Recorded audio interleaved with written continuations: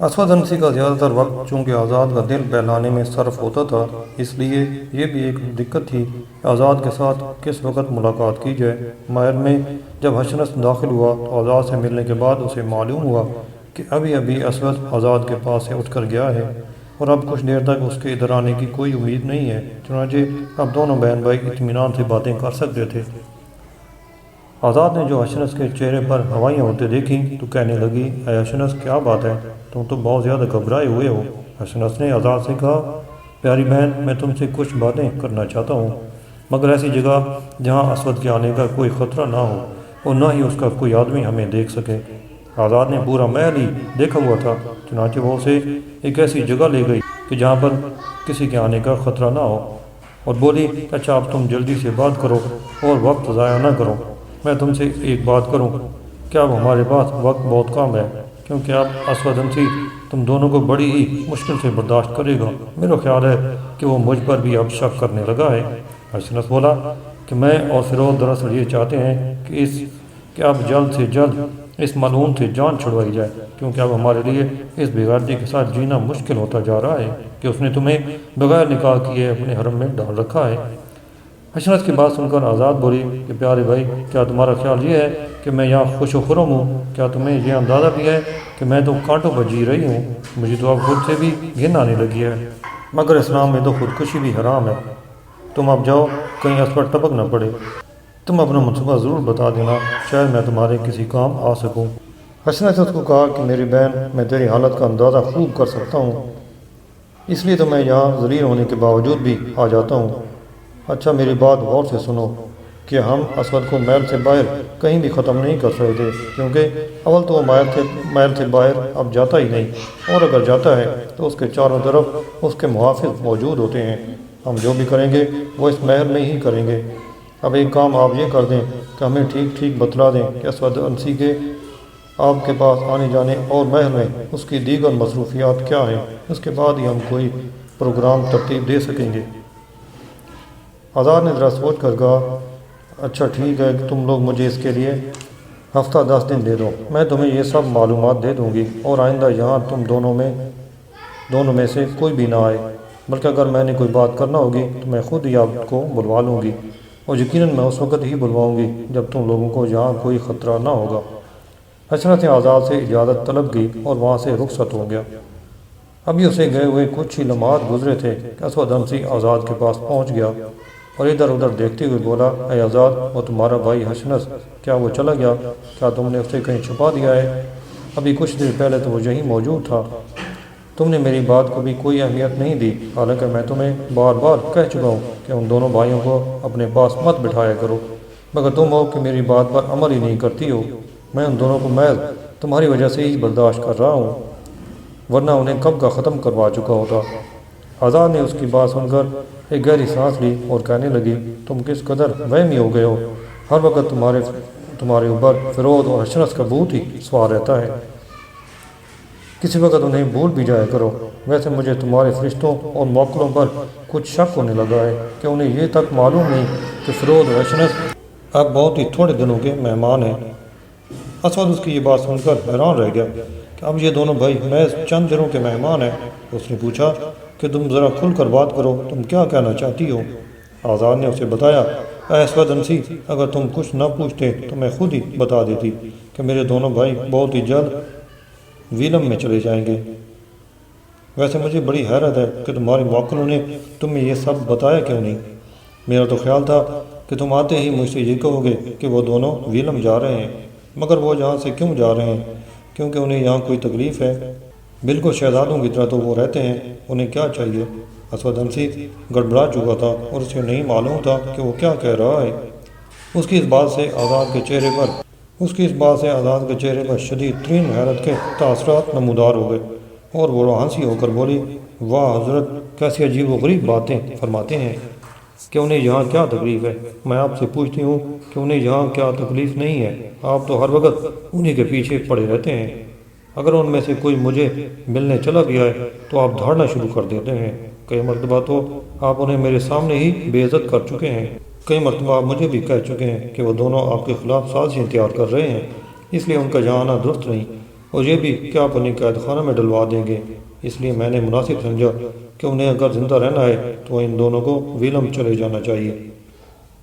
یہاں وہ کئی مرتبہ مجھ سے ویلم جانے کی اجازت مانگنے آئے تھے، اور جب میں نے دیکھا کہ آپ کا دل ان کی طرف سے صاف نہیں ہو پایا تو میں نے انہیں ویلم جانے کی اجازت دے دی ہے، کیونکہ یہ بات تو مجھے معلوم نہیں ہے کہ کب آپ کو آپ کے موکل میرے ہی خلاف کر دیں۔ یوں میں ان کے چلے جانے کے بعد اکیلی ہی مروں گی، ورنہ ان دونوں کی خیر نہیں۔ اسود انسی منہ پھاڑے آزاد کی یہ باتیں سن رہا تھا۔ اسے تو یقین ہی نہیں آ رہا تھا کہ چپ چپ رہنے والی آزاد جب بولے گی تو ایسا خطرناک لہجہ اختیار کرے گی۔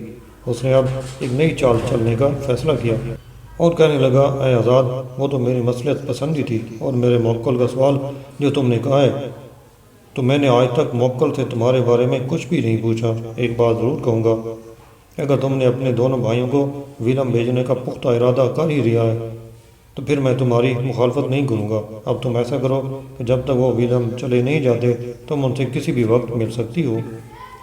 ہاں، ایک اور بات بھی سن لو، اگر وہ میری نبوت پر ایمان لے آئے تو پھر میں ان کو ویلم میں اپنا نمائندہ بنا کر بھیج سکتا ہوں۔ بے شک انہوں نے یہاں تو کچھ نہیں کیا۔ اگر وہ عزت اور شہرت چاہتے ہیں تو ان کو یقین دلاؤ کہ مجھ پر ایمان لا کر وہ کسی قسم کا نقصان نہیں اٹھائیں گے۔ میں انہیں بڑے سے بڑا عہدہ دوں گا، یقین کرو کہ میں انہیں وسیع و ریز جاگیریں بھی دوں گا، اور اگر وہ شہروں کو فتح کریں گے تو میں شہر ہی انہیں دے دوں گا۔ تمہاری ہر بات مانتے ہیں، لہذا تم انہیں آمادہ کرو کہ مجھ پر ایمان لے آئیں، ان کی بہتری اسی میں ہے۔ یہ بات تو آزاد کے وہم و گمان میں بھی نہ تھی، اس نے تو بس اسود کو ٹالنے کی خاطر یہ بات کی تھی، مگر اس کا نتیجہ تو آزاد کے لیے حیران کن تھا۔ اب وہ دل ہی دل میں خوش ہوئی کہ چلو آپ دونوں کے ساتھ مل کر اطمینان کے ساتھ منصوبہ بندی ہو سکے گی۔ اس نے خوشی سے بے قابو ہوتے ہوئے کہا کہ میں ضرور آپ کی تجویز ان کو پیش کروں گی، اگر انہیں قبول ہوا تو میں ان کی ملاقات آپ کے ساتھ کروا دوں گی، مگر آپ برائے مہربانی اپنے آپ پر قابو رکھیے گا۔ اسود نے یہ سن کر کہا، ہاں کیوں نہیں، میں ان کے بھرپور مالی اعانت کروں گا اور بوقت روانگی ان کے ساتھ میرا محافظ دستہ بھی روانہ کروں گا، اس طرح ان کے روب اور وقار میں خاطر خواہ اضافہ ہو جائے گا۔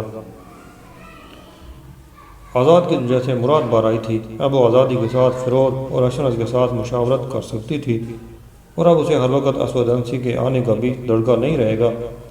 یہی سوچ سوچ کر وہ خوش ہو رہی تھی، مگر اسود انسی یہ سوچ کر خوش ہو رہا تھا کہ شاید آزاد اس کی مراعات والی پیشکش پر خوش ہو رہی ہے۔ ایک عرصہ سے وہ یہ بات سوچ رہا تھا کہ کسی طرح وہ یمن کے خطہ سے باہر بھی اپنی نبوت کا پرچار کرے، اور اگر وہ لوگ اس کی بات نہ مانیں تو پھر انہیں تلوار کے ذریعہ زیر کیا جائے۔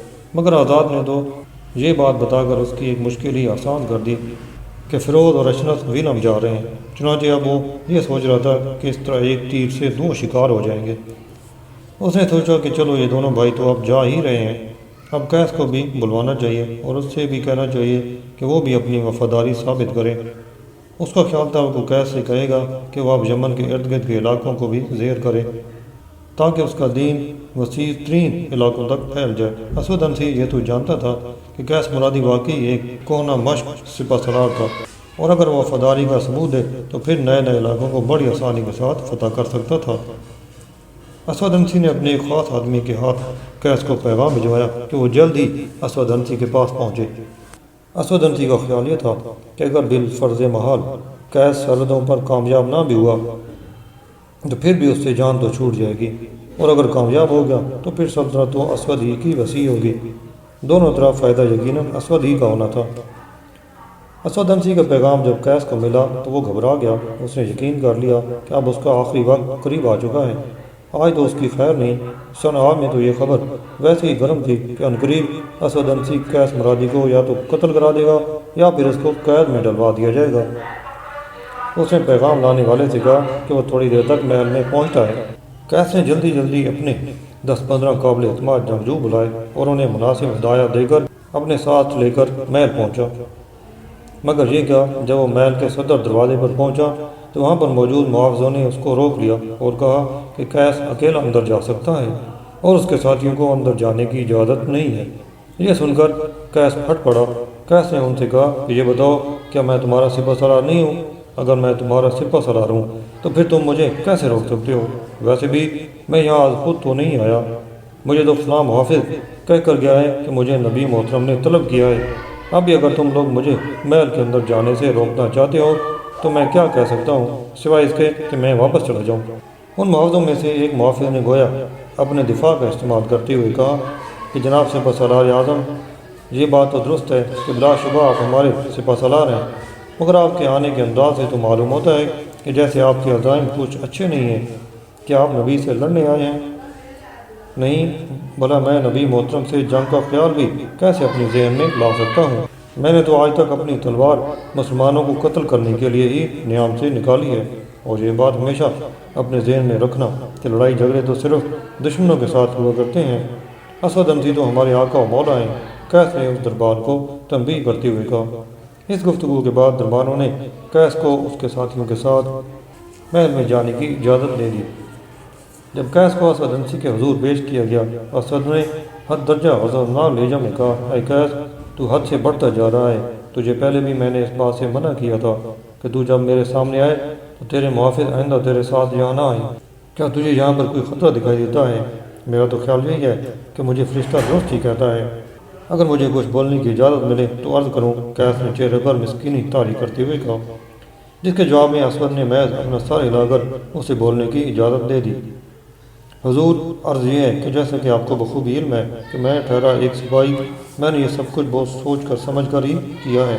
قیس نے پورے اعتبار انداز میں کہا، اے قیس، تو میرے ساتھ گہری گہری باتیں نہ کیا کر، بلکہ مجھے صاف صاف بتا۔ اسود انسی نے استفسارانہ انداز میں کہا، ہاں کیوں نہیں، میں عرض کرتا ہوں کہ میں نے یہ سب کیوں کیا۔ میرے نزدیک اس کے دو مقصد تھے۔ ایک تو یہ کہ جیسا کہ آپ کا دل میری طرف سے از حد میلا ہو چکا ہے، اسے اگر آپ نے میرا خاتمہ کرنا ہوا تو یہی میرے ساتھی آپ کا کام آسان کر دیں گے، کیونکہ یہ آپ کے امتی ہیں اگرچہ میرے ساتھی ہیں۔ دوسرا مقصد یہ تھا کہ جیسا کہ آپ نے فرمایا کہ جہاں آپ کے چند دشمن موجود ہیں جن میں فیروز اور اشنف وغیرہ بھی شامل ہیں، اگر آپ حکم فرمائیں تو میں اپنے ساتھیوں کی مدد سے ان کا صرف چند لمحوں میں خاتمہ کر دوں گا۔ قیس نے اپنی وفاداری ثابت کرتے ہوئے کہا۔